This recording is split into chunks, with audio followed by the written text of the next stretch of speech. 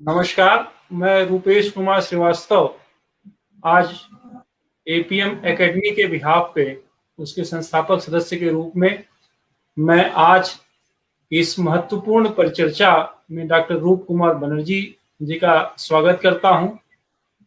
Doctor साहब बहुत ही अनुभवी चिकित्सक हैं, होम्योपैथी के क्षेत्र में एक स्थापित हस्ताक्षर हैं और जिसे कहते हैं कि आपके खून में ही यह पेशा है।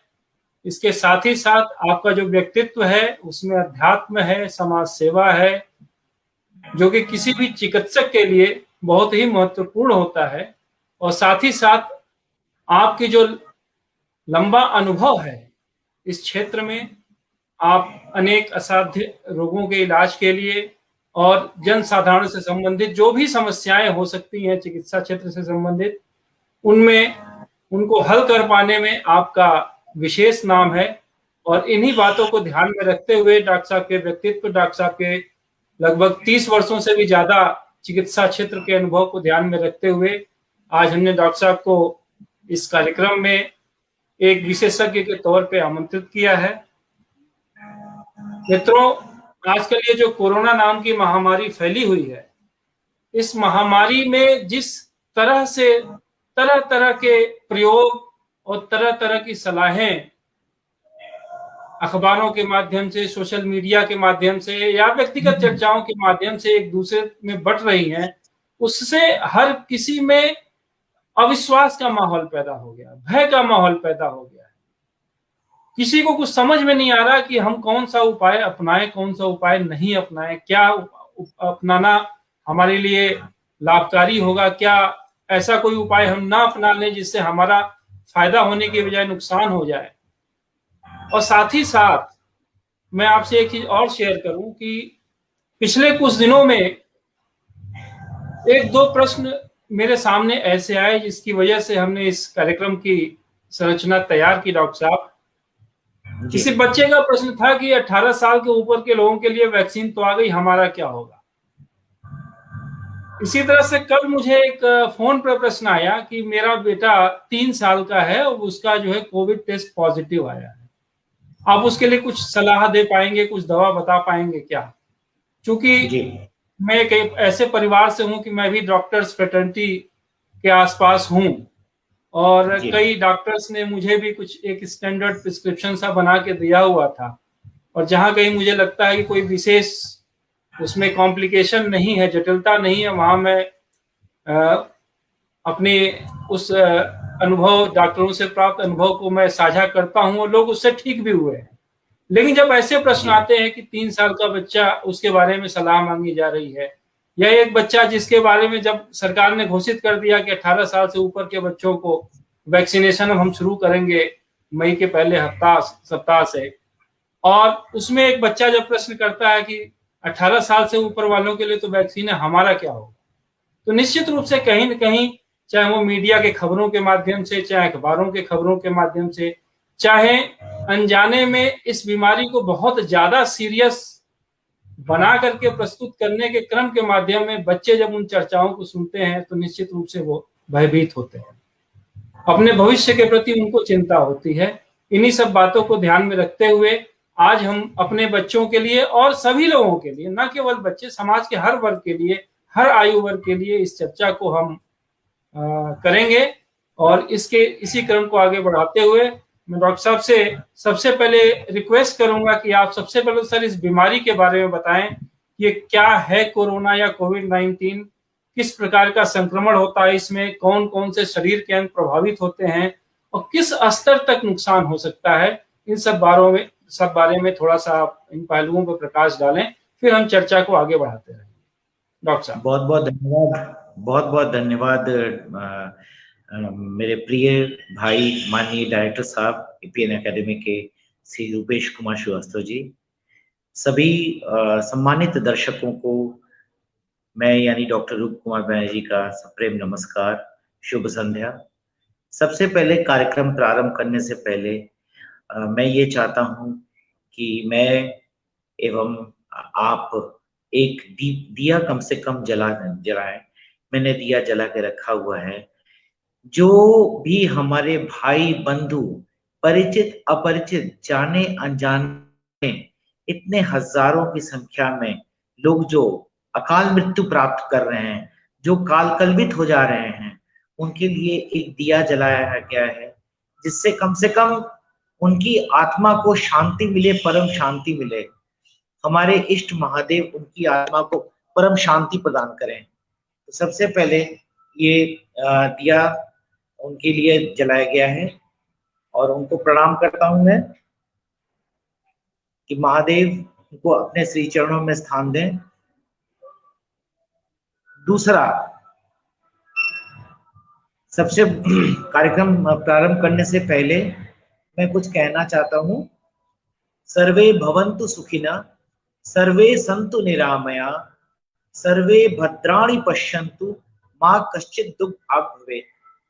सभी स्वस्थ रहें, सभी प्रसन्न रहें, किसी को कोई कष्ट न हो, ये अपने जीवन का, मेरे जीवन का ये एक मूल उद्देश्य है।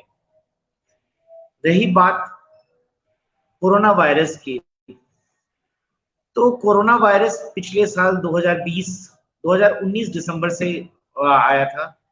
2020 में बहुत ज्यादा बढ़ गया और अब जो है बीच में कुछ दिन के लिए लेटेंट फॉर्म में चला गया, मतलब हल्का सा, ये नहीं खत्म हो गया, क्योंकि वायरस जो है इसको हिंदी में बोलते हैं विषाणु। विषाणु खत्म नहीं होता है कभी भी। आप देखे होंगे कभी चेचक हुआ, छोटी माता जी हुई, जैसे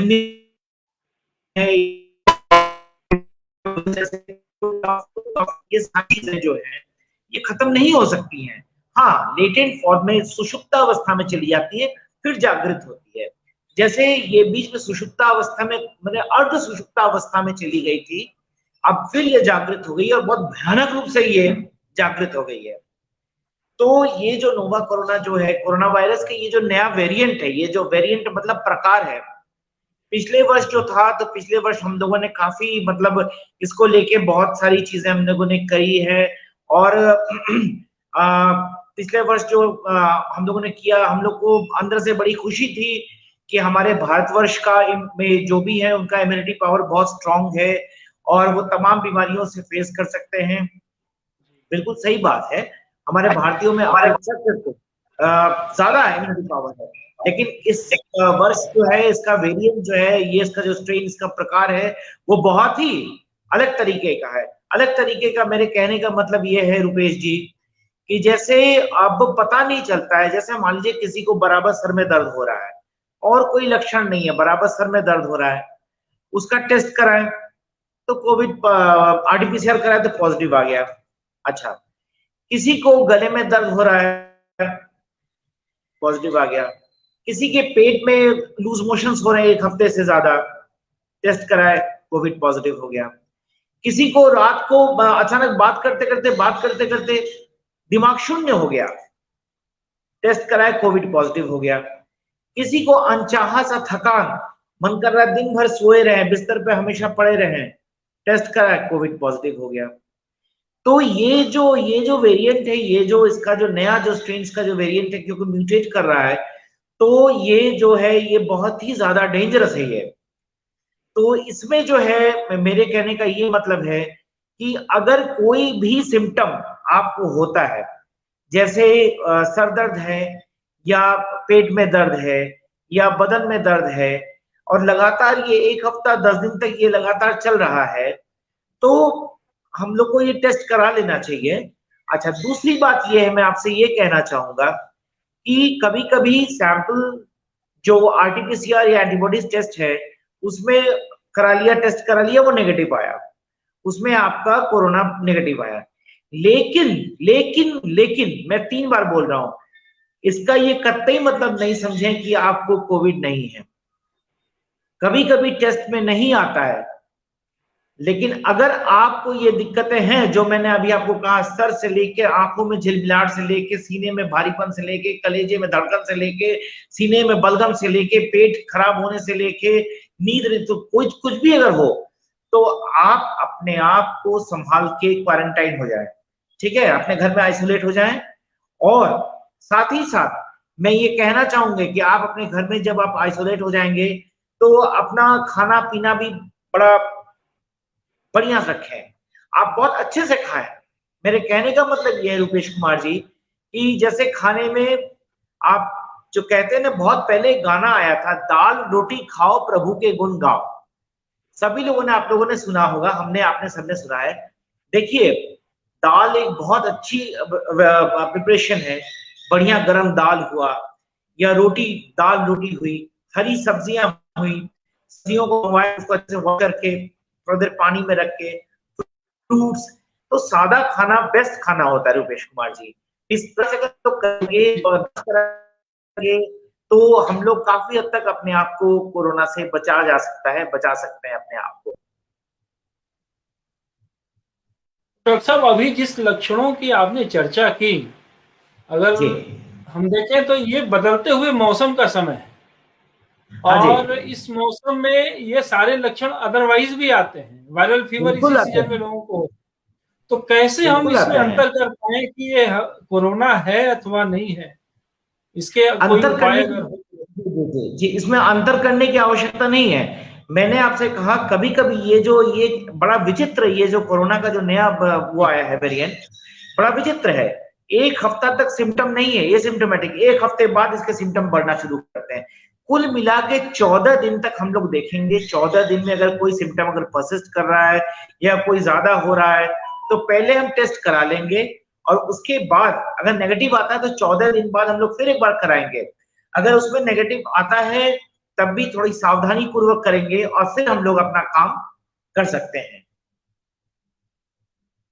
जी साहब, तो जी आजकल एक बहुत बड़ी समस्या जो वर्तमान परिदृश्य में हो रही है, जिस तरह से इस बीमारी महामारी का विस्फोट हुआ है सर, जी तो उसमें देखने में ये आ रहा है कि हम पैथोलॉजी लैब्स की या टेस्ट सेंटर्स की भी को भी दोष नहीं दे सकते, क्योंकि उनके यहाँ भी बहुत ज्यादा लोड एक साथ आ गया है टेस्टिंग का, जिसकी वजह से जी टेस्ट रिपोर्ट आने में जो पहले 48 घंटे या 72 घंटे लगते थे, अब वो टाइम पीरियड भी बढ़ गया है, शायद उनके वर्कलोड की वजह से।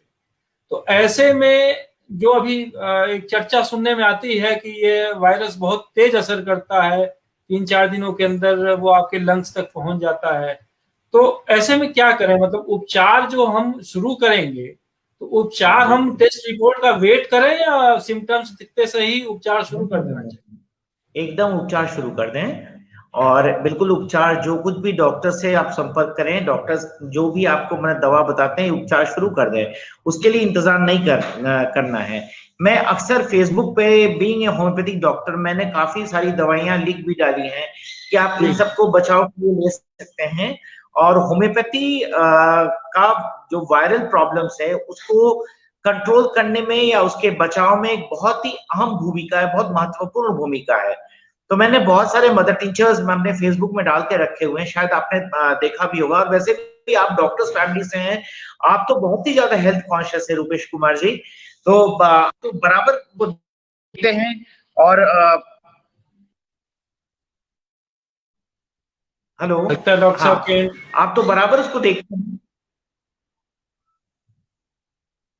बीच में फोन आ रहा है, डिस्टरबेंस हो जा रहा है, लेकिन चलिए मैं आपसे जी जी बात कर जी रहा हूँ।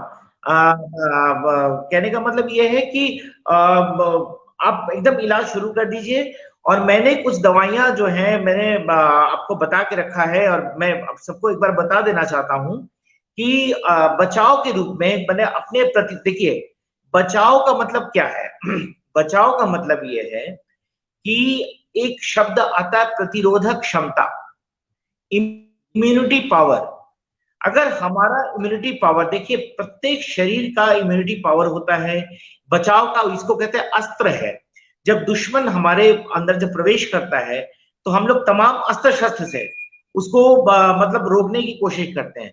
तो हमारा इम्यूनिटी जी पावर जो है अस्त्र शस्त्र है। तो होम्योपैथी को, वो होम्योपैथी के अंदर ही बहुत बड़ा वो है, मतलब साइंस में बहुत बहुत अपार संभावना है कि उस अस्त्र शस्त्र से बीमारी को रोक सके। जैसे अभी अपने प्रतिरोधक क्षमता के लिए, जैसे मैंने आपसे बोला, तो प्रतिरोधक क्षमता को बढ़ाने के लिए तमाम मदर टिंचर्स हैं, जैसे सिनामन क्यू है, एस्पैरागस क्यू है, बिथैनिया क्यू है, उसके बाद एजारिक्टा क्यू है, उसके बाद आपका जिनसेंग क्यू है, जिनको बिलोबा क्यू है, कालमेक क्यू है, उसके इससे तमाम मदर टीचर्स है जिनको मैं अक्सर उल्लेखित करता रहता हूँ फेसबुक पे, सोशल साइट पे, और मेरा मैसेज भी मैं करता रहता हूँ, अपनी तरफ से मैं पूरी कोशिश करता हूँ। उनको अगर मिक्स करके दिन में 3 बार 30-30 बूंद 1 कप गुनगुना गर्म पानी में लिया जाए तो काफी हद तक उससे बचाव किया जा सकता है। जी डॉक्टर साहब, ये जो दवाएं जिनका नाम आपने लिया, मैं स्क्रीन पे भी अपने दर्शकों की सुविधा के लिए प्रेजेंट कर रहा हूँ, बहुत अच्छा किया उधर जी, कि बहुत इसको अच्छा वो आराम किया से नोट कर सकें। और जी साथ ही साथ हम थोड़ा आगे बढ़ते हैं डॉक्टर साहब। ये तो प्रतिरोधक क्षमता बढ़ाने की बात हुई। अगला प्रश्न हाँ ये जी रहेगा कि जिन लोगों को कोरोना हो गया, सपोज उनको कोई सिम्टम्स आ गए या टेस्ट से भी उनको कंफर्म हो गया, जी तो अब कोरोना हो जाने के बाद उनकी जी जीवनचर्या कैसी होनी चाहिए, क्या नई आदतें अपनानी चाहिए बचने के लिए भी और जिनको हो गया उनको भी, और साथ ही साथ क्या दवाएं उनके लिए होंगी, ये थोड़ा सा हमें इस पे बिंदु पर प्रकाश डालने का कष्ट करें।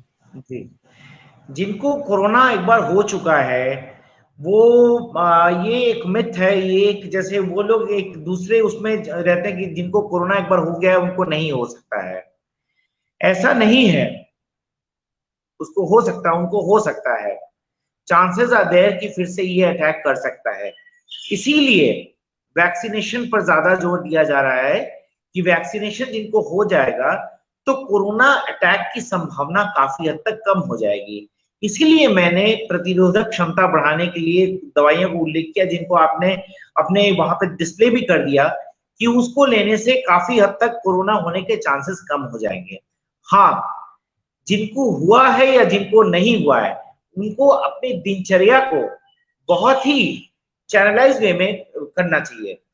देखिए सबसे जरूरी चीज क्या है कि आराम बहुत जरूरी है, रेस्ट करना, प्रॉपर स्लीप बहुत जरूरी है, कम से कम 6 से 8 घंटे की भरपूर नींद जरूरी है। साथ साथ कसरत, योग, व्यायाम बहुत आवश्यक है, करना चाहिए।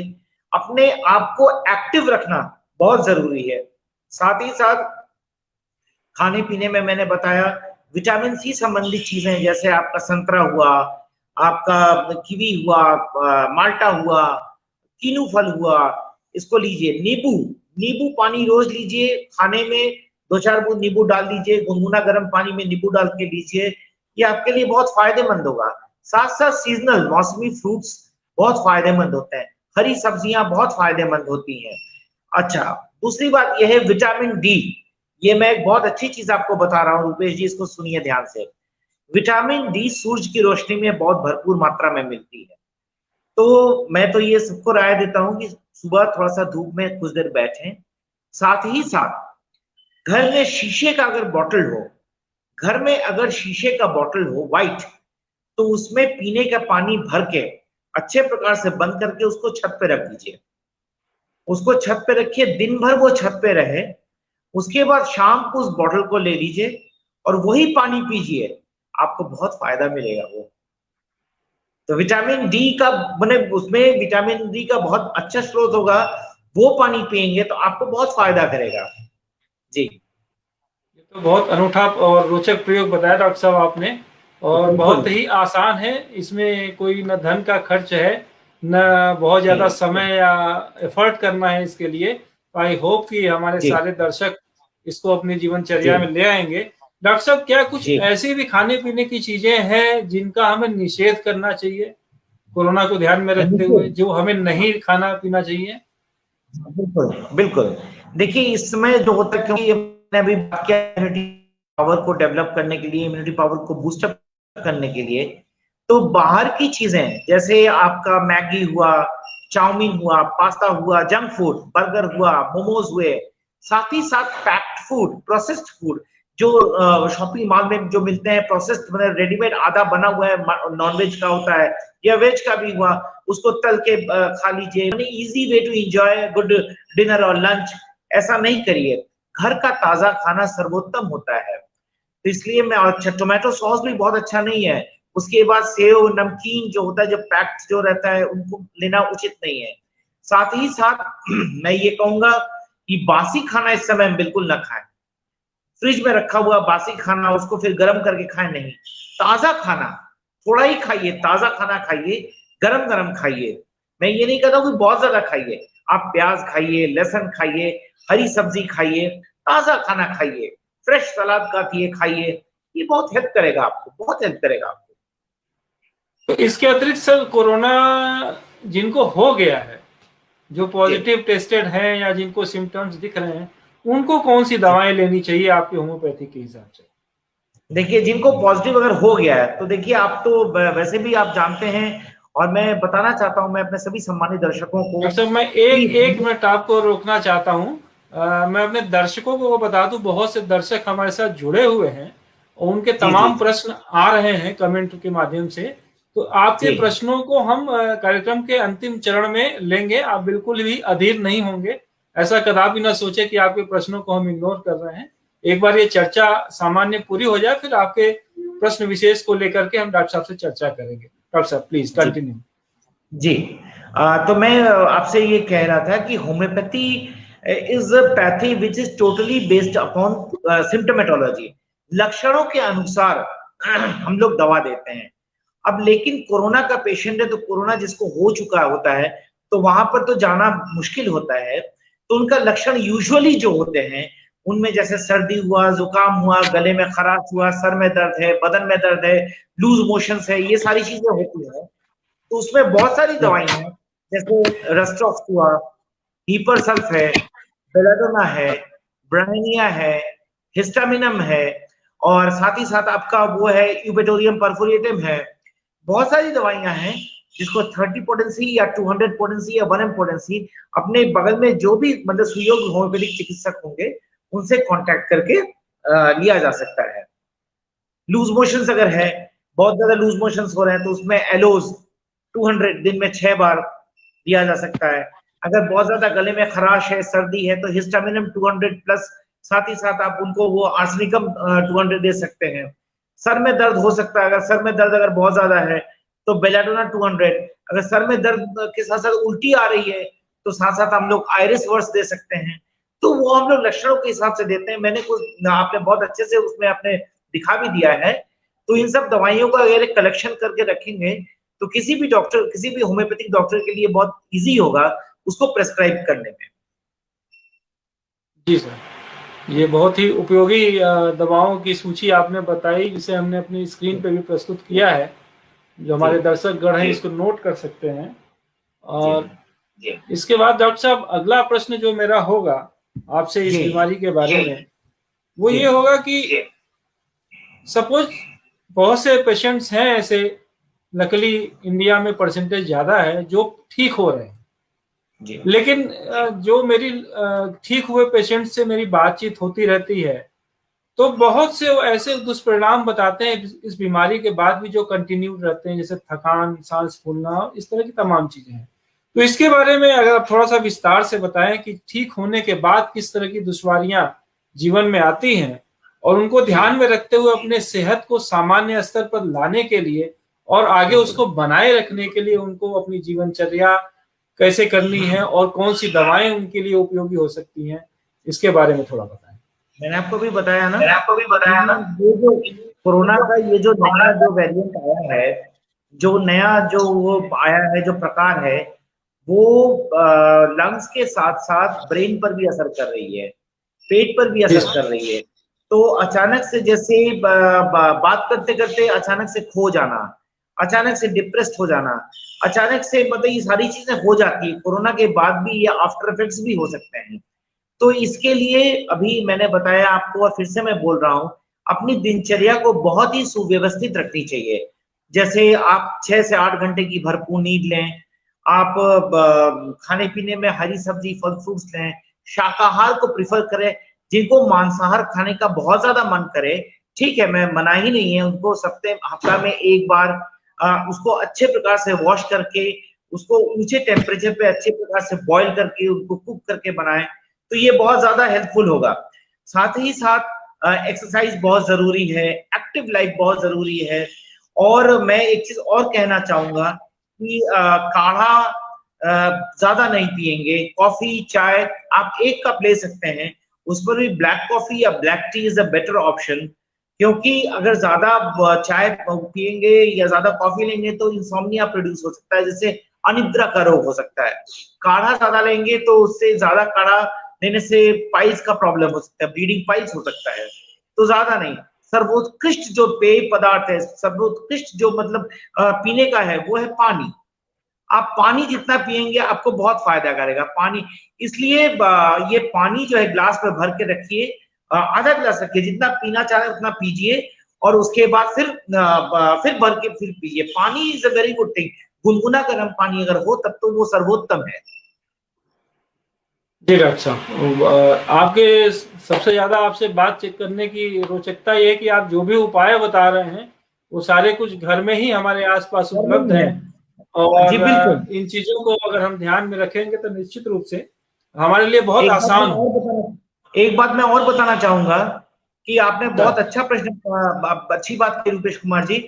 हमारी दवाई, मतलब हमारी आपकी दवाई 50 to 60% हमारे घर के रसोई में है। छोटी जी इलायची, बड़ी इलायची, लौंग, उसके बाद दालचीनी, उसके बाद ये सारी तुलसी जी। मैं अब ऑक्सीजन की बात है, रही बात ऑक्सीजन का इस समय बहुत शॉर्टेज है। मैं ये अनुरोध करना चाहूंगा हमारे सभी सम्मानित दर्शकों को कि ऑक्सीजन प्राप्ति के लिए एक तो पीठ के बल लेट के, जो पेट के बल लेट के पीठ को ऊपर करके सांस लेने वाला जो कसरत है उसको करिए। साथ ही साथ एक करवट लेटिए, लेफ्ट करवट या राइट करवट, सांस लेते रहिए, ये हुआ। साथ ही घर में तुलसी जी का पेड़ अगर हो, या आपका क्या कहते हैं उसको, कोई भी पेड़ उसके सामने बैठ के, या घर में अगर बगीचा हो तो बगीचे में टहले, तो ये जो है ये ऑक्सीजन के बहुत अच्छे स्रोत हैं, इनको करिए। साथ साथ आप पानी में तुलसी जी का पत्ता लेके आप ले भी सकते हैं। साथ ही साथ आप भाप लीजिए, वेपर इनहेलेशन आपको बहुत हेल्प करेगा। तो इन सब चीजों का अगर पालन करेंगे तो ऑक्सीजन काफी मात्रा में हमको मिलता रहेगा। एक दवा ये प्राणायाम का इसमें कहाँ तक योगदान है सर? बिल्कुल, प्राणायाम हुआ, उसमें कपालभाति, अनुलोम विलोम, भ्रस्तिका, ये बहुत हेल्प करेगा। साथ साथ एक होम्योपैथिक दवाई है वेनेडियम, वेनेडियम मेटालिकम। इसको जो है इसके बारे में खूब सारा मतलब लोगों ने प्रश्न पूछा, मेरे पास तमाम मैसेज आने लगे, तो मैंने उसको क्लियर भी किया है कि जी, किसी आपकी पोस्ट एक आई थी इस दवा होम्योपैथिक, के संबंध में। हाँ जी, तो उसको लेने से ये तो है ही बिल्कुल कि SpO2 थोड़ा बढ़ जाता है वो, क्योंकि ऑक्सीजन की मात्रा को बढ़ा देता है। लेकिन वो अपने चिकित्सक से पूछ के ही लेना चाहिए कि उसका डोजेस क्या होना चाहिए। अब जैसे मान लीजिए कोई अगर उसके लिए ग्रास्प कर रहा है, जैसे इस तरीके से ग्रास्प कर रहा है, मतलब जैसे उसको सांस के प्राणवायु के लिए, तो उसको जी सर। वेनेडियम मेटालिकम जो है 30, उसको दिन में 10 बार 2-2 बूंद जीभ में डाल सकते हैं। साथ ही साथ आप उसको कार्बोवेज 30 सॉरी, दिन में 10 बार 2-2 बूंद डाल सकते हैं। इससे पेशेंट को काफी आराम मिल जाएगा, जादू की तरह डॉक्टर असर साहब, करेगा। दोनों दवाओं का नाम एक बार फिर से रिपीट कर दें, और साथ ही साथ इसके साथ एक जुड़ा हुआ मेरा पूरक प्रश्न है सर कि जी जी। क्या ऑक्सीजन की जो मात्रा है, जो SpO2 लेवल है हमारा ऑक्सीमीटर से हम मेजर करते हैं, उसके साथ इसको किसी तरह से रिलेट किया सकता है, इसके डोज को? हाँ, वो एकदम कर सकते हैं। अगर वो आपका 90 से अगर कम है, 90 से कम है, 92 से अगर कम है, तो वेनेडियम 30, वेनेडियम मेटालिकम 30, और साथ साथ कार्बोवेज या सिम्टोमेटिकली अगर आर्सेनिकम एल्बम आया, तो उसको वेनेडियम तो दिन में 6 बार, 8 बार, 10 बार दे सकते हैं, और कार्बोवेज को 30 को दिन में 3-4 बार दे सकते हैं, आर्सेनिक को दिन में 3-4 बार दे सकते हैं। क्योंकि हमारा पहला मोटो होगा पेशेंट की जिंदगी को बचाना, उसके ऑक्सीजन को करना पूरा, उसी को पूरा करना। और उसके बाद ऑक्सीजन, देखिए कोई भी चीज किसी का पूरा नहीं होता। If a patient needs oxygen cylinder, that means he और शी नीड्स। लेकिन फिलहाल के लिए ये दवाई बहुत हेल्प करेगी। साथ ही साथ पेशेंट को पेट के बल लिटा के उसे सांस दिलाना, करवट करा के सांस दिलाना, ये उपचार भी साथ ही साथ बहुत आवश्यक है। कुल मिला के साम दाम दंड भेद, किसी प्रकार से हमको युद्ध जीतना है, वो जो मृत्यु के ऊपर विजय पाना है, तो ये तमाम हम लोग को करके विजय पाना है। जी बिल्कुल, और मुझे पूरा विश्वास है कि जी मानवता बिल्कुल। इस बीमारी से जीतेगी, इस जी महामारी से, बिल्कुल। और हम निश्चित रूप से इसको हरा पाने में सक्षम होंगे। डॉक्टर साहब जी एक थोड़ा सा अटपटा सा प्रश्न है, पूछने में नहीं बहुत पूछे। अच्छा नहीं लगता, लेकिन एक जरूरी जी प्रश्न है मेरी नजर में। तो मैं भी वो प्रश्न भी मैं आपके सामने रखना चाहता हूँ कि जैसे मान जी लीजिए बिल्कुल। अगर किसी के घर में सर कोई कोरोना पेशेंट है और दुर्भाग्यवश उसकी डेथ हो जाती है, जी तो अब उसके बाद उसके घर में वो क्या स्थितियां, क्या सावधानियां, जो लोग जीवित हैं उनको क्या क्या सावधानी बरतनी चाहिए, या वो जो डेड बॉडी हट जाती है उसके बाद घर में क्या कोई सैनिटाइजेशन या कुछ इस तरह की चीजें करनी चाहिए जिससे कि बाकी लोगों का बचाव हो सके, अड़ोस पड़ोस के लोगों का बचाव हो सके, इस बारे में थोड़ा प्रकाश डालें। इसके लिए ज्यादा जरूरी है, सबसे पहले तो मैं प्रार्थना करूंगा कि किसी के घर में कोई कष्ट न हो। जी बिल्कुल अपने बिल्कुल। से प्रार्थना करूंगा किसी घर में, क्योंकि हम अकेले जीवित रह के क्या करेंगे जब अब सारा साल हर तरफ मृत्यु ही मृत्यु हो। तो इसलिए सब मिलके हंसेंगे, सब मिलके गाएंगे एक दूसरे का हाथ पकड़ के, तभी ज्यादा जीवन का आनंद है। परंतु मृत्यु एक अटल सत्य है। अगर किसी के घर में अगर ऐसा मिसहैप हो गया है तो सारा चीज करने के बाद घर को अच्छी प्रकार से सुबह दोपहर शाम को सैनिटाइज करेंगे, पानी में वो सैनिटाइजर डाल के अच्छे प्रकार से घर को धुलेंगे। साथ ही साथ मैं ये अनुरोध करूंगा, खाना पीना मैंने बता ही दिया है, घर का प्रत्येक मेंबर फेस मास्क पहनेगा एवं एक दूसरे से उचित दूरी बना के रखेगा, क्योंकि अगर घर में है तो किसी को भी होने के बहुत ज्यादा चांसेस हैं। जांच करवा लेंगे, आरटीपीसीआर एंटीबॉडी टेस्ट करा लेंगे। किसी को कोई भी अगर कुछ भी अगर लक्षण दिखाई देते हैं, बी वेरी केयरफुल, अपने चिकित्सक से तुरंत संपर्क करेंगे। और साथ ही साथ मैंने जो होम्योपैथिक मेडिसिन बताया है, अभी जो आपने डिस्प्ले भी किया है, उनको लेना बिल्कुल प्रारंभ कर देंगे, तनिक भी देर नहीं करेंगे। जिन मेडिसिन का नाम हम बाद में कार्यक्रम के उपरांत अपने कमेंट बॉक्स में भी डाल देंगे ताकि दर्शकों को सुविधा हो। जी इन्हीं बातों से एक प्रश्न मेरे दिमाग में इस समय आता है कि आजकल बड़ा ही चर्चा है कि डबल मास्क लगा करके बिल्कुल बाहर निकले अगर निकले, बिल्कुल बिल्कुल। इसके इसमें बारे में कितनी सत्यता है और कितना उपयोगी है ये? बहुत ज्यादा उपयोगी है। पहले तो आप इसमें ऐसे भीड़ भाड़ वाली जगह, एक तो मैं ये सबको राय देता हूँ और देता ही रहूंगा कि भीड़ भाड़ वाली जगहों में जाने से बचें। और एक साथ जैसे अभी शादी ब्याह का मौसम है, मैं तो देख रहा हूँ कि मतलब मैं जब अपने क्लिनिक से लौटता हूँ 7:30 बजे, क्लिनिक को बढ़ा के मैं गोलघर वाला जब लौटता हूँ अपने घर पे, मैं तो देखता हूँ शादी ब्याह में बड़ी मस्त, मतलब काफी मतलब लोग भीड़ भाड़ कर रहे हैं, सज धज के जा भी रहे हैं। मुझे मना ही नहीं, मैं मना नहीं कर सकता हूँ, ना मेरी बात कोई मानेंगे। उस समय आनंद में कोई किसी की बात नहीं मानता है, परंतु मैं इस बात का जरूर आगाह करता हूँ कि ना जाने किस रूप में दुश्मन हमें मिल जाए। तो दुश्मन आपको किसी भी रूप में पकड़ लेगा तो आपका घर परिवार, आपका खानदान, समाज, आपका सब उस समय अफेक्टेड हो जाएगा।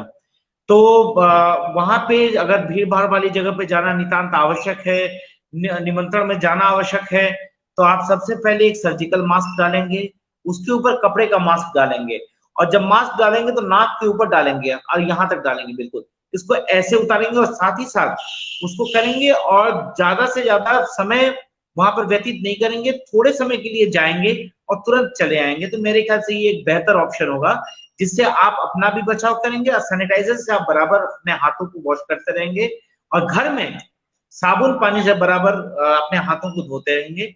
इस समय मैं ये भी सलाह दूंगा कि इस समय ये एक ऐसा मौसम है, ऐसा एक सिचुएशन है कि इस समय ना आप किसी के घर जाएं, ना किसी को अपने घर में बुलाएं। जी जी हाँ बिल्कुल। समय ऐसा कठिन है कि थोड़ा बहुत कठिन समय। हमें भावनाओं से हट करके अपने मस्तिष्क से काम लेना होगा। और जो लोग ये मतलब फन्ने खा बन के, बहादुर बन के नहीं घूम रहे हैं, उनको यही कहना है कि यहाँ वो नहीं चलेगा कि चचा बिल्कुल। विधायक हैं हमारे। तो हाँ आपको जो है पूरी सावधानी बरतनी पड़ेगी। और ये एक ऐसा दुश्मन है जो सबको एक बराबर से ही ट्रीट करता है, क्या बिल्कुल अमीर क्या बिल्कुल। गरीब, क्या शक्तिशाली और क्या निरीह जी आदमी। बिल्कुल डॉक्टर साहब, इसके साथ ही एक और प्रश्न है मेरा, उसके बाद हम दर्शकों के प्रश्न को लेंगे बिल्कुल कि बिल्कुल। अगर किसी परिसर में या किसी वस्तु, कोई ऐसी वस्तु है जो कोरोना रोगी के संपर्क में है, तो उस वस्तु का या उस परिसर का कितने समय के बाद हम उसको जो है सामान्य व्यक्ति के द्वारा उपयोग में लाया जा सकता है? उसको कम से कम अगर किसी मतलब वो कोरोना ग्रसित व्यक्ति का है और अगर वो मृत्यु को प्राप्त हो चुका है, तो कम से कम 3 से 4 दिन बाद उसको फिर यूज में कर सकते हैं। माने उस समय कोई नहीं रहेंगे, माने वो जगह बिल्कुल खाली रहे, 3 से 4 दिन के बाद ही उसको करना उचित होगा मेरे ख्याल में। वैसे आजकल छोटे छोटे घर हैं, इस प्रकार से होना संभव नहीं है, इसलिए अपनी आत्मरक्षा, अपने आप को खुद का डिफेंस बहुत जरूरी है कि अपने आप को कैसे बचा के रखा जाए।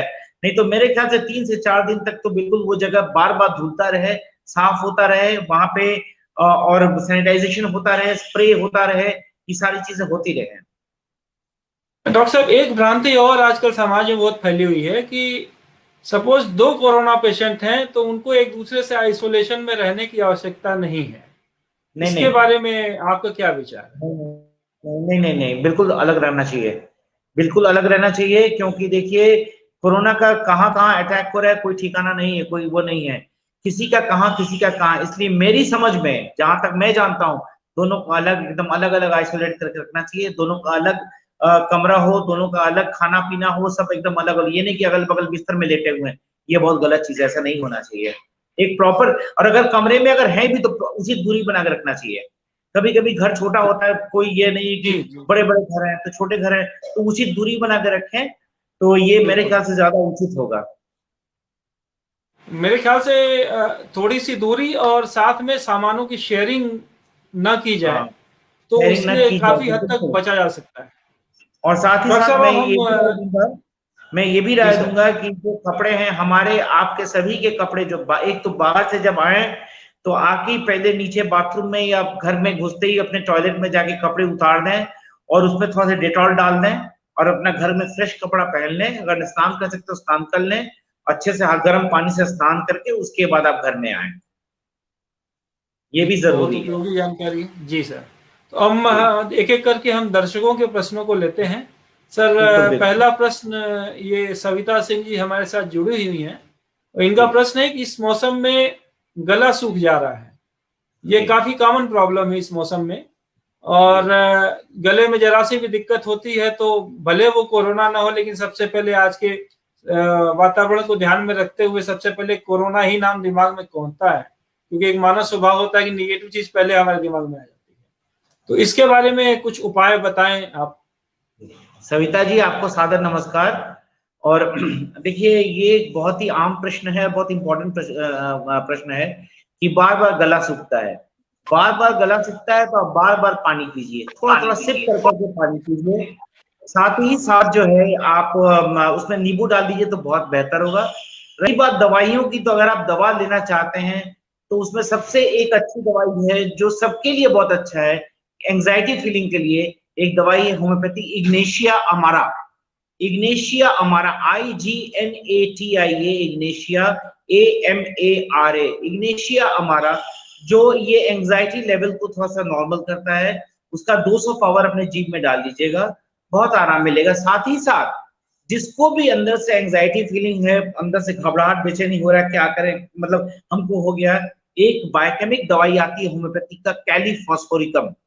कैलीफॉस्फोरिकम 6x, दिन में 4 बार 4 गोली आप लोग सब लोग लीजिए। इससे दिमाग एकदम कूल डाउन रहेगा, शांति रहेगा, सोचने समझने की क्षमता बनी रहेगी, बहुत अच्छा लगेगा।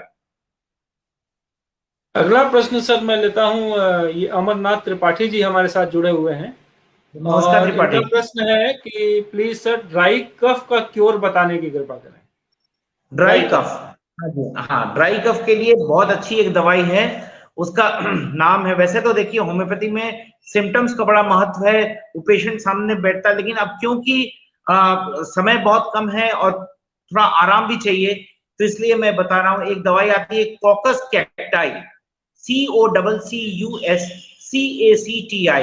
Caucus cacti 30। उसको 1 कप पानी में 2 बूंद डाल दीजिए और दिन में 6 बार 1-1 चम्मच उस पानी को लीजिए और इसको 3 दिन तक करिएगा, आपको बहुत आराम मिल जाएगा। Caucus cacti 30। यस सर, अगला प्रश्न मैं लेता हूं, ये अविनाश श्रीवास्तव जी पूछ रहे हैं कि कुछ दिन पहले मुझे फीवर था और अभी कभी कभी सूखी खांसी आ रही है, कोई होम्योपैथिक के मेडिसिन सजेस्ट करें। पहले आपको फीवर था, अब सूखी खांसी आ रही है, तो इसके लिए देखिए सबसे अच्छी दवाई है कैली कार्ब, 200 पावर का, KALICARB कैली कार्ब 200 पावर का हर तीसरे दिन सुबह 2 बूंद लीजिए। साथ ही साथ अभी जो मैंने दवाई बताई फोकस कैक्टाई 30, उसको 1 कप पानी में 2 बूंद 3 बूंद डाल के दिन में 4 बार 1 चम्मच लीजिए। 5 तक का आएगा। साथ ही साथ खाने में दही खटाई खट्टी चीज से परहेज, चावल ज्यादा नहीं खाएंगे। जो हमारी नानी वो गाय का घी और सेंधा नमक नहीं तो सरसों का तेल और कपूर गर्म करके लगाइए, भाप लीजिए, गुनगुना गर्म पानी पीजिए, आराम हो जाएगा, बिल्कुल परेशान ना हो। एक प्रश्न जिसका मेरे ख्याल से चर्चा में उत्तर आ चुका, लेकिन फिर से मैं दोहरा देता हूं, जिससे कि अगर उत्तर दोबारा आएगा तो लोगों को एक बार फिर से अंडरलाइन हो जाएंगी ये चीजें। प्रमोद श्रीवास्तव जी कह रहे हैं कि इस मौसम में बहुत पहले से वायरल बुखार, सर्दी, खांसी लोगों को होता रहा है, वो होने लगता है, तो कैसे माने कि ये कोरोना है या मौसम बदलने का असर है? देखिए, आप इसको मैं आपको बोल रहा हूं प्रमोद जी, सबसे पहले तो नमस्कार। आप इसको मान के चलिए कि आपको है, आप मान के चलिए। अगर आप मान के चलेंगे तब आप सावधान रहेंगे, लेकिन अगर आप निडर होकर छाती फुला के चलेंगे कि हमको कुछ नहीं है, यही कुछ नहीं है कुछ में जाके परिवर्तित हो जाता है। तो अगर आपको है तो बी वेरी मच केयरफुल। आप उन्हीं सब चीजों को पालन करिए जैसे कोरोना में पालन किया जाता है, और आप बिल्कुल 1 हफ्ता आराम कर लीजिए, ठीक है। आप फेस मास्क पहने रहिए, अपने परिवार के सदस्यों से थोड़ा सा दूर रहिए। आपको बिल्कुल अगर आराम हो जाता है 1 हफ्ता 10 दिन में, तो जय हो, जिंदाबाद।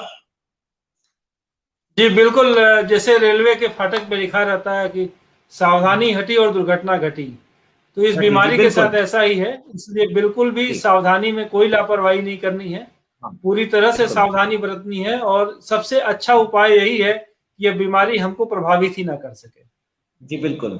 प्रभावित होने के बाद बहुत तरह की समस्याएं आप डेली अखबारों में पढ़ते होंगे, कहीं ऑक्सीजन की कमी है, कहीं बेड उपलब्ध नहीं है, लोग परेशान हैं। तो उससे बेहतर सबसे अच्छा उपाय हमारे लिए यही कि डॉक्टर साहब ने जो उपाय हमें बताए हैं उनका प्रयोग करते हुए और सारी सावधानी के रूप एकदम बिल्कुल तन्मयता के साथ सारी सावधानियों का पालन करते हुए हम सभी लोग जो है इस बीमारी से बचे रहें। इससे अच्छा कुछ भी नहीं हो सकता। साहब, अगला प्रश्न एक आ रहा है कि इस मौसम में नाक और गला काफी सूखता है, तो उसके लिए जो है क्या उपाय होगा? जी, नाक और गला अगर बहुत ज्यादा सूखता है तो नाक में तो आप नारियल का तेल या तिल का तेल या वैसलीन आराम से लगा लीजिए, और गला सूखता है तो उसके लिए मैंने कहा सिप सिप करके पानी पीते रहिए, उसमें 2-4 बूंद नींबू डाल के पीते रहिए, जाएगा। गुनगुना गर्म पानी है, तो अपने आप ठीक हो जाएगा। हर चीज दवा से नहीं ठीक की जा सकती है, ना हर चीज दवा लेना चाहिए, ये एक बहुत कॉमन चीज है। इसके लिए परेशान, हाँ, गले में अगर खराश हो, गला अगर फंसता हो, करने का बार बार मन करता हो, तो एक दवाई है Coca Q, COCA-Q, Coca Q दिन में 3 बार 15-15 बूंद आधे कप पानी में, गुनगुना गर्म पानी में लीजिए, गले की खराश में बहुत आराम मिल जाएगा। डॉक्टर साहब, एक कथन और आया है कमेंट में कि लोगों का कहना है कि नॉनवेज का सेवन करें कोरोना ठीक होने के बाद। ये आनंद मोहन श्रीवास्तव जी कह रहे हैं, इसके बारे में क्या सच्चाई है? क्या? जी नमस्कार श्रीवास्तव साहब, देखिए नॉनवेज का सेवन मैं आपको बता रहा हूँ, नॉनवेज का सेवन, हालांकि मैं बंगाली हूँ और हमारे घर में भी नॉनवेज का सेवन किया जाता है, लेकिन पर्सनली मैं बहुत कम नॉनवेज का सेवन करता हूँ। तो इसमें ये है कि हम, एक तो हमारा शरीर हाड़ मांस का बना हुआ है, उस पर हम और बाहर से मांस को अपने अंदर प्रवेश कराते हैं, तो उसको अच्छी प्रकार से कुक करिए, अच्छे प्रकार से ऊंचे टेम्परेचर पर उसको बॉईल करके फिर बनाइए। नॉनवेज आप तभी खा सकते हैं जब आप उतना एक्सरसाइज कर सकते हैं, एक्सरसाइज करके उसको पचा सकते हैं, एक्सरसाइज करके उसको अपने शरीर के अंदर एब्जॉर्ब करा सकते हैं। साथ ही साथ अगर आपको यूरिक एसिड का प्रॉब्लम है, अगर आपको कोलेस्ट्रॉल का प्रॉब्लम है, अगर आपको ट्राइग्लिसराइड्स का प्रॉब्लम है, अवॉइड करना ही बेहतर है। कभी खा लिया मछली, कभी खा लिया चिकन, ठीक है, कभी कभी, हमेशा नहीं। डॉक्टर साहब, सविता सिंह जी का एक प्रश्न और आ रहा है कि मुझे 1 हफ्ते से बुखार था, हाँ, इस समय काफी कमजोरी महसूस हो रही है, इसके लिए कोई दवा? मैंने अभी जो मदर टिंचर्स मैंने अभी बताया था इसके पहले ही, अभी आप उसको डिस्प्ले कर दीजिएगा, उसको दिन में 3 बार 20-20 बूंद जो है आप आधे कप पानी में डाल के लीजिए। वो प्रतिरोधक क्षमता को भी बढ़ाएगी, आपके अंदर टॉनिक का काम करेगा। साथ साथ फल फ्रूट्स लीजिए, अगर आप डायबिटिक हैं तो आप खीरा खाइए, ककड़ी खाइए, हरी सब्जी खाइए, सब्जियों का सूप लीजिए, इन सबको लीजिए, आपको आराम हो जाएगा। साथ ही साथ सविता जी आप वो लीजिए, अभी मैंने बताया इग्नेशिया 30, तो इग्नेशिया 30 आपको बहुत हेल्प करेगा, दिन में 4 बार। एक दर्शक सर बंगलौर से जुड़े हैं हमारे साथ, निर्देश सामंत जी। इनका प्रश्न है कि काफी लोग आजकल कोरोना को लेकर के स्ट्रेस ले रहे हैं, तमाम नेगेटिव न्यूज भी खूब चल रही है लगातार, तो ऐसे में उस स्ट्रेस का मैनेजमेंट कैसे किया जाए? देखिए, स्ट्रेस का मैनेजमेंट के लिए आप संगीत सुनिए, गाना सुनिए, डांस करिए, अपने घर में परिवार के साथ ज्यादा से ज्यादा समय बिताइए। आप लोग टेलीविजन पे आप इस तरीके से वो न्यूज देखिए ही मत, न्यूज देखिए ही मत। और उसके बाद जो तमाम सबसे संदेश पहला आते हैं उपाय तो यही है कि न्यूज ना देखा जाए। हाँ, एक दूसरे को जो संदेश भेजते हैं, जो नेगेटिव संदेश है कि आज गोरखपुर में 1400 केस हुए, आज गोरखपुर में 1500 केस हुए, आज गोरखपुर में 1200 केस हुए, इन सबको देख के तुरंत डिलीट कर देना मेरे ख्याल से बेहतर है। खुद अपना दिमाग खराब करना, अगले का दिमाग खराब करना। घर में जो कुछ वो है ना पल, मतलब जो भी पल मिले उस पल को हम लोग को जी भर के जीना चाहिए। पता नहीं ये समाकल हो या ना हो, इसलिए let's enjoy today the moment which God has given today, let's enjoy that moment. Sir Anand Mohan ji ने एक प्रश्न और किया है कि क्या ग्लूकॉन डी को नॉर्मल वाटर के साथ ले सकते हैं? हाँ, बिल्कुल ले सकते हैं, एकदम ले सकते हैं। ऐसे सर बहुत से दर्शक जुड़े हुए हैं, कुछ प्रश्न कॉमन हैं तो उसको मैं बार बार नहीं ले रहा हूं। ये एक प्रश्न है, प्रीति गुप्ता जी हमारे साथ जुड़ी हुई हैं। हाँ, नमस्कार उनका गुप्ता प्रश्न जी। है कि सर स्मेल और टेस्ट वापस लाने के लिए क्या करें? स्मेल और टेस्ट वापस लाने के लिए सबसे जरूरी चीज क्या है? प्राणायाम करना। प्राणायाम करना, ऐसे बैठिए, बैठ के सुबह ऐसे पालथी मार के बैठिए या कुर्सी पे बैठिए, हाथ ऐसे करके बैठिए,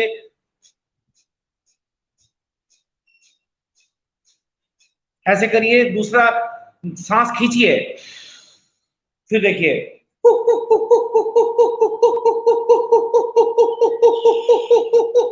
जितना कर सकते उतना करिए। उसके बाद देखिए, ऐसे करके लेके हाथ को ऐसे करिए, ठीक है, ऐसे करके ऐसे करिए, फिर ऐसे करिए, फिर ऐसे, देखिए,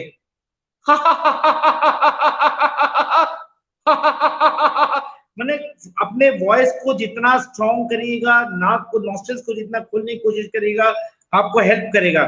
साथ साथ तमाम बाकी यौगिक क्रियाएं, प्राणायाम, अनुलोम विलोम, कपालभाति तो आप लोग जानते ही होंगे, वो आप करें। तो साथ ही साथ खाने पीने में मैंने बताया, नींबू का शरबत पीजिए, हरी सब्जियां लीजिए, फल फ्रूट्स लीजिए, और साथ ही साथ मैं जो दवाई जो बता के रखी है उनका वो जो कॉम्बिनेशन उसको लेते रहिए। सर अगला प्रश्न है, अर्चना अग्रवाल जी हैं बेंगलोर से, ये भी जुड़ी हैं। इनका प्रश्न है कि मुझे बहुत खांसी आ रही है, सारी चीज करके देख रहे हैं बट कोई फायदा नजर नहीं आ रहा। जी बिल्कुल, तो हमें क्या करना चाहिए? आपको होम्योपैथिक दवा लेनी चाहिए। आप एक काम करें अर्चना जी, सबसे पहले तो सादर नमस्कार आपको। आप अभी जो मैंने एक दवाई बताई थी कॉकस कैक्टाई 30, साथ ही साथ मेफाइटिस MEPHITES मेफाइटिस 30, इन दोनों को 1 कप पानी में दोनों का 2-2 घूंट डालिए और दिन में 10 बार 1-1 चम्मच लीजिए। साथ ही साथ ज्यादा बात नहीं करिए, ज्यादा बात करने से इस जगह पे थोड़ा सा वो होता है, आप बात करिए लेकिन लो पिच में बात करिए, ज्यादा हाई पिच पे बात मत करिए। और एक चीज मैं और बताना भूल गया था, देखिए बहुत अच्छा अर्चना जी, थैंक यू वेरी मच, आपने याद दिला दिया। अब अगर गले में अगर कोई दिक्कत है तो गले में मफलर जरूर बांध के रखिए, गले में मफलर बांध के रखिए, इससे थोड़ा सा वोकल रेस्ट भी होगा, आराम भी होगा। बहुत अच्छा उपाय बताया सर आपने, बहुत उपयोगी है आजकल के मौसम को ध्यान में रखते हुए। सुधा मोदी जी जुड़ी हैं हमसे, उनका पूछना है कि दिन में कितनी बार भाप लेना चाहिए? दिन में सिर्फ 2 बार। पहले तो भाभी जी सादर प्रणाम आपको। आप स्वयं ही बहुत ज्यादा सामाजिक काम करती रहती हैं और सबके बीच में आपने जो समाज सेवा का जो अपने अलग जला के रखा हुआ है, उससे हम सभी प्रकाशित होते हैं। आपको बहुत बहुत बधाई, आपको सादर प्रणाम। और भाप के लिए जहां आपने बोला है सुधा भाभी जी, सुबह शाम भाप लीजिए, वो ज्यादा बेहतर है। दिन भर भाप लेने की जरूरत नहीं, उससे जो दिन भर भाप लेते थे उससे नाक भी सूख जाता है, गला भी सूख जाता है, कंठ सूख जाता है, फिर खांसी बढ़ जाती है। बस ज्यादा नहीं, सुबह शाम, एक बार सुबह एक बार शाम, वो भी अगर सेंधा नमक डाल के करिए तो सबसे बढ़िया है। शिव प्रताप यादव जी जुड़े हैं इलाहाबाद से। इनका प्रश्न है कि युवाओं को प्रतिरक्षा तंत्र के मजबूती के लिए कौन सा मेडिसिन लेना चाहिए। तो मेरे ख्याल से इसके चर्चा हम लोग शुरू में ही कर चुके हैं, और मैं देख पा रहा हूँ कि शिव प्रताप जी शुरू से ही जुड़े हुए हैं। जी यादव जी नमस्कार। तो देखिए, आप लोग सुबह उठिए, कसरत करिए, बढ़िया से बढ़िया अंडरवियर पहन के फ्री हैंड एक्सरसाइज करिए, साइकिलिंग करिए, जॉगिंग करिए, खाने पीने में जो भी मोटा नहीं मिले खाइए, मस्त रहिए। आप लोग को कभी कुछ हो ही नहीं सकता है। मेरी अनंत शुभकामनाएं आपके साथ है। अगला प्रश्न बाबर खान जी का है सर, कि कोरोना वायरस किस सतह पर कितने समय तक सक्रिय रहता है, इस बारे में कुछ प्रकाश डालें। तो मैं ये तो आप नेट पर भी पता कर सकते हैं कि किस सतह पर। देखिए मेरे ख्याल से इस प्रश्न का तो यहाँ कोई औचित्य है ही नहीं है, क्योंकि कोरोना के जो नया वेरिएंट, हाँ, ये बाबर खान साहब सबसे पहले तो आदाब। इसका ये जो है, ये लोहे पर कितना देर रहता है, एल्युमिनियम पर कितना देर रहता है, कपड़े में कितना देर रहता है, ये तो नेट पर आपको मिल ही जाएगा। मुझसे एज ए होम्योपैथिक डॉक्टर जो जानना चाहते हैं उसको जानिए, मेरे ख्याल से वो ज्यादा उचित होगा। जी, और मेरा साथ में इसमें मुझे ये जोड़ना है डॉक्टर साहब कि यू कांट से कि मतलब कौन सा वायरस किस सतह पर कितनी देर तक रहेगा, क्योंकि अपवाद हर जगह होते हैं। और पता पिछले लगा साल आप की एक बात है। सामान्य जी, पता लगा आप एक सामान्य सी गणना लेकर के आपने सावधानी कम कर दी, और कोई अपवाद स्वरूप उसका अपवाद निकल आया किसी वायरस के। वायरसों में भी तो मोटे तगड़े और हिस्ट पुष्ट लोग होते वो होंगे, बराबर, तो वो तो आपके है लिए ना। वो नुकसान पहुंचा जाएगा। जी बिल्कुल, ये बार बार अपना रूप बदल रहा है, तो रूप बदल के कहाँ कैसे आ जाए ना, पता नहीं चलेगा बाबर खान साहब। जी सर। तो इसलिए इसके चक्कर में मत पड़ के सावधान रहिए, स्वस्थ रहिए, मस्त रहिए, तंदुरुस्त रहिए। और सर एक बड़ा ज्वलंत प्रश्न आजकल, ये दवा और इंजेक्शन का नाम सबके जुबान पर है आजकल, रेमडेसिविर। तो ये महेंद्र यादव जी पूछ रहे हैं कि इसकी उपयोगिता इस बीमारी में कितनी है, क्या इसके बिना काम नहीं चल सकता। देखिए, मैं एक होम्योपैथिक चिकित्सक हूँ, लेकिन जहां तक आपने इसके इंजेक्शन के बारे में मतलब प्रश्न पूछा है, तो ये बेहद शर्मनाक बात है कि लोग नकली दवाइयों का खेप भी यहाँ पे बेच रहे हैं। ये बहुत ही बेहद शर्मनाक बात है, और इसके लिए मैं ये प्रार्थना करूंगा कि रिक्वेस्ट करूंगा आईएमए के जो डॉक्टर जो है हमारे मित्र लोग हैं, एक मीटिंग करें, रेमडेसिविर इंजेक्शन कहाँ आवश्यक देना है, कहाँ नहीं देना है, उस पर चर्चा करें तो मेरे ख्याल से वो ज्यादा बेहतर होगा। मुझे नहीं लगता कि हर केस में वो इंजेक्शन देना बहुत उचित होगा। बाकी देखिए, इसके बारे में मुझे बिल्कुल कोई ज्ञान नहीं है इंजेक्शन के बारे में, तो इसलिए मैं इसके बारे में कुछ नहीं कह सकता हूँ। मान जी। जी डॉक्टर साहब, प्रश्नों की झड़ी लगी हुई है, एक प्रश्न और हम लेते हैं।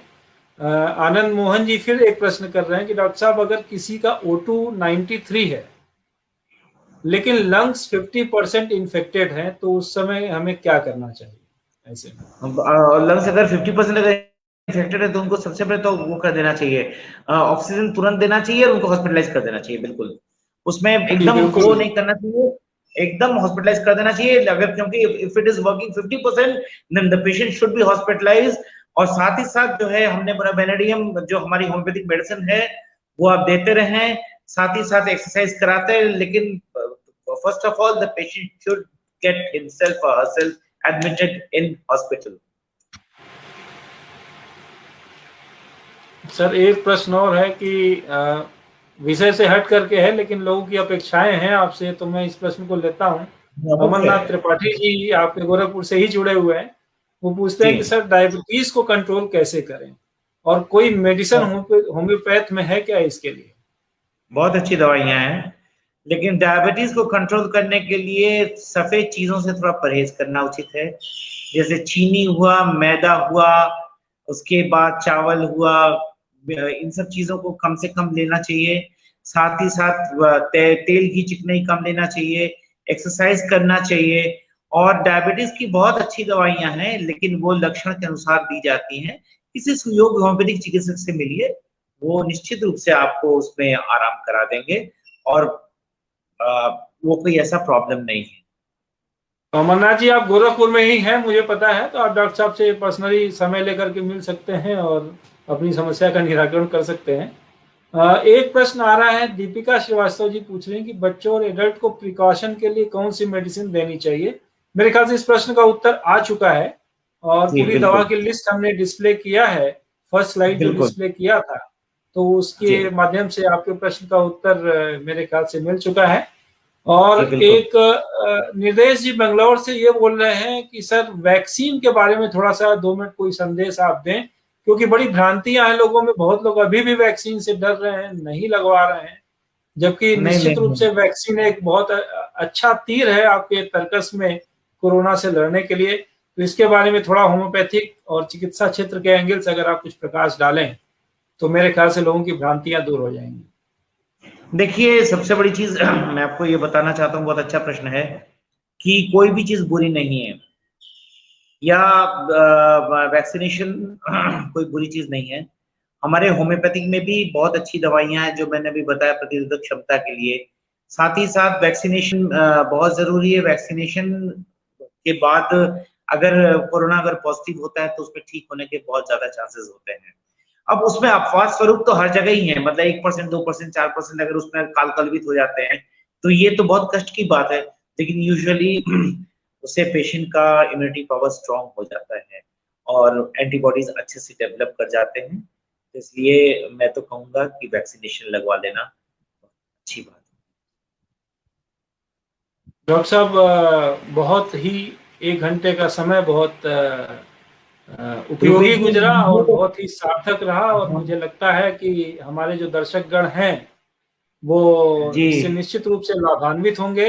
डॉक्टर साहब, अंतिम में मैं आपसे एक प्रश्न, जहां से इस कार्यक्रम की संरचना मेरे जी दिमाग में आई थी, वो प्रश्न मैं आपसे अंतिम में करना बिल्कुल। चाहूंगा कि जो हमारे बच्चे हैं, जो टीनेजर्स हैं और छोटे बच्चे हैं, और जो बच्चे गोद में हैं या अभी 3 साल 4 साल की आयु में हैं, उनके लिए क्या विशेष संदेश है, वो अपने आप को कैसे एंगेज करें, उनको क्या कोई मेडिसिन देनी चाहिए, इन सब चीजों के बारे में थोड़ा सा बच्चों पर फोकस करते हुए अपनी बात को कोरोना के विषय में स्पष्ट करें। जी बिल्कुल, बच्चे तो हमारे देश के भविष्य हैं, हमारे भारतवर्ष के, हमारे ये नई पौध को अच्छी तरीके से रखना हम सबका परम कर्तव्य है।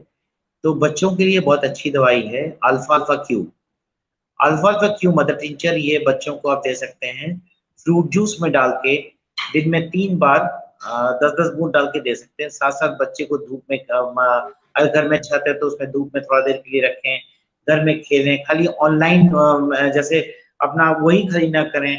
बच्चों को समय दें, माता पिता बच्चों को समय दें, बच्चों के साथ थोड़ा सा खेलें, बच्चों के साथ थोड़ा सा अंताक्षरी करें, ताकि बच्चों के अंदर जो स्किल है वो डेवलप हो। बोलने का पावर, खेलने का पावर, बात करने के पावर, वो माता पिता प्रथम शिक्षक होते हैं। तो इसलिए अभी घर पे अगर बच्चे हैं तो बच्चों को के अंदर जो ये डेवलप करा, स्किल डेवलप माता पिता ही करा सकते हैं। साथ ही साथ मैं हमेशा आप सबके साथ हूँ और आप सबके साथ रहूंगा।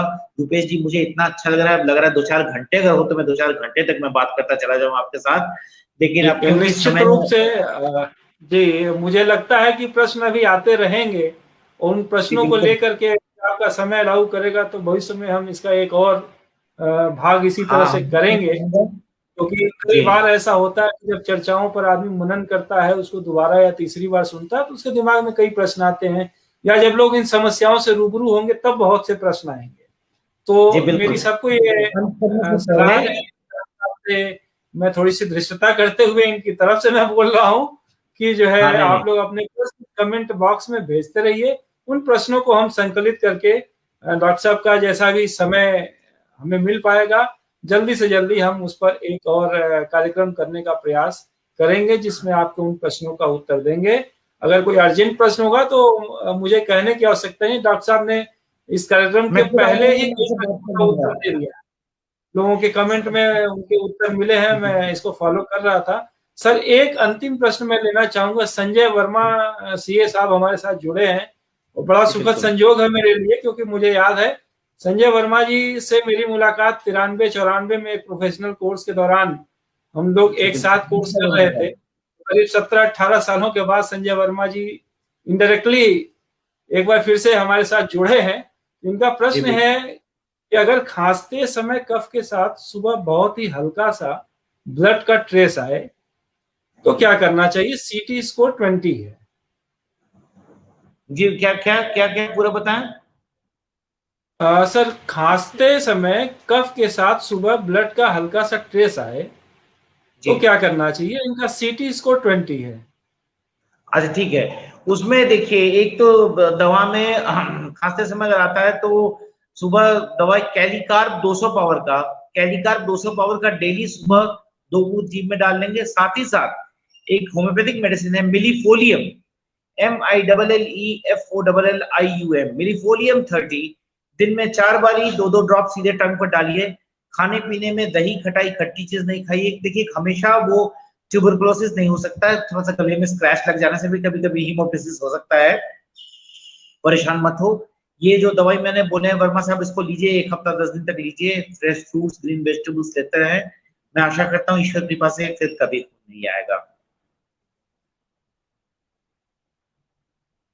तो डॉक्टर साहब, इस तरह से एक बहुत ही सार्थक चर्चा आपसे हुई और कैसे समय बीत गया बिल्कुल पता नहीं चला। और मुझे लगता है कि इस पूरे समय के 1-1 मिनट का हम लोगों ने उपयोग किया।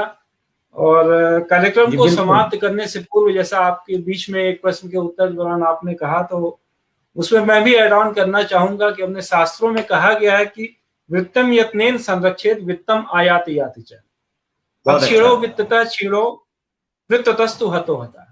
तो ये जो लोग आज तमाम ऐसे समाचार सुनने में आ रहा है कि दवाओं के, इंजेक्शंस के, हॉस्पिटलाइजेशन के जो भी उसके उचित दर है उससे कई गुना ज्यादा पैसे वसूल कर रहे हैं, उन लोगों से जो ऑलरेडी बहुत ज्यादा हताश हैं, बहुत ज्यादा सताए हुए हैं, तो उन लोगों से मेरा निवेदन है कि इस शास्त्र के इस श्लोक को आप समझिए कि यदि यह चरित्र है तो आपके जीवन में सब कुछ है, पैसा आता जाता रहता है। ये अवसर पैसे कमाने का नहीं है, यह अवसर पुण्य कमाने का है, यह अवसर मानवता के लिए लड़ने का है। तो अपने मानव होने का परिचय देते हुए इस तरह की ये जो हरकतें हैं जो कि निश्चित रूप से मनुष्यता पर एक कलंक है, इनको आप मैं उम्मीद करूंगा कि आप बंद करेंगे।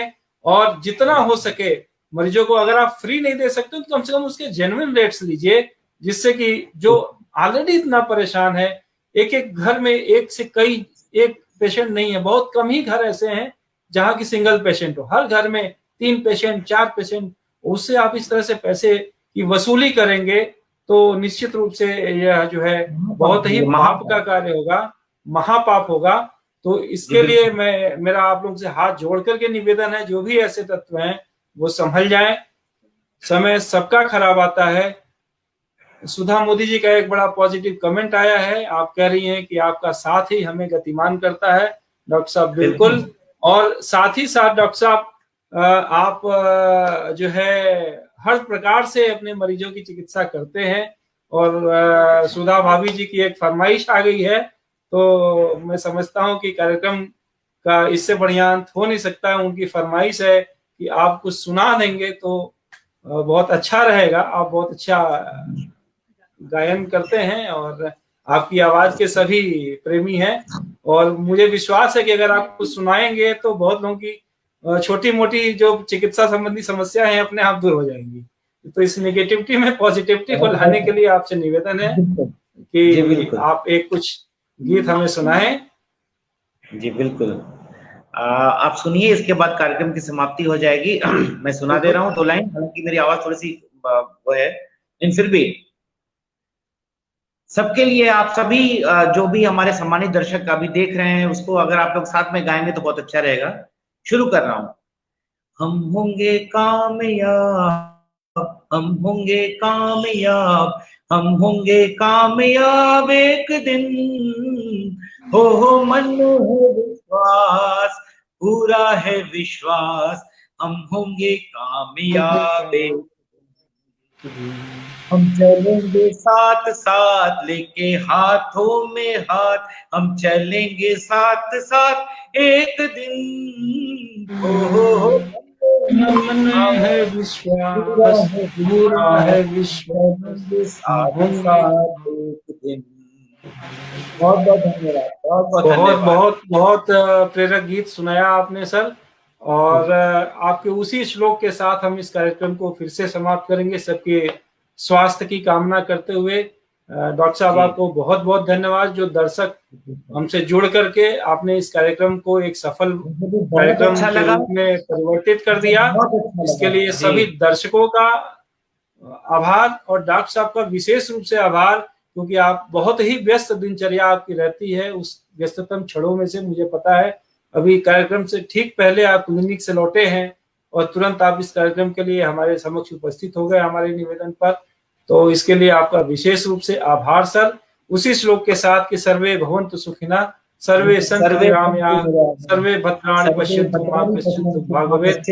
सभी का कल्याण हो, सभी निरोगी हो, इसी कामना के साथ मनुष्यता विजयी हो, मानवता चिरंतन बनी रहे और ये कोरोना परास्त हो। इन्हीं कामनाओं के साथ आज की इस सत्य की जय हो, सत्य की जय। बिल्कुल बिल्कुल बिल्कुल सर, सत्य ही जीतेगा और मानवता जीतेगी, ऐसा मेरा दृढ़ विश्वास है, आपका भी दृढ़ विश्वास है। इन्हीं पॉजिटिव वाइब्स के साथ हम इस कार्यक्रम को समाप्त करते हैं। जल्दी ही यदि आपको कुछ प्रश्न आते हैं, कुछ क्वेरीज आती हैं, तो निश्चित रूप से इस कार्यक्रम का अगला भाग हम डॉक्टर साहब के से समय लेकर के प्रस्तुत करेंगे। धन्यवाद, नमस्कार, शुभ रात्रि, जय मानवता, वंदे मातरम, जय हिंद, भारत माता की जय। जय।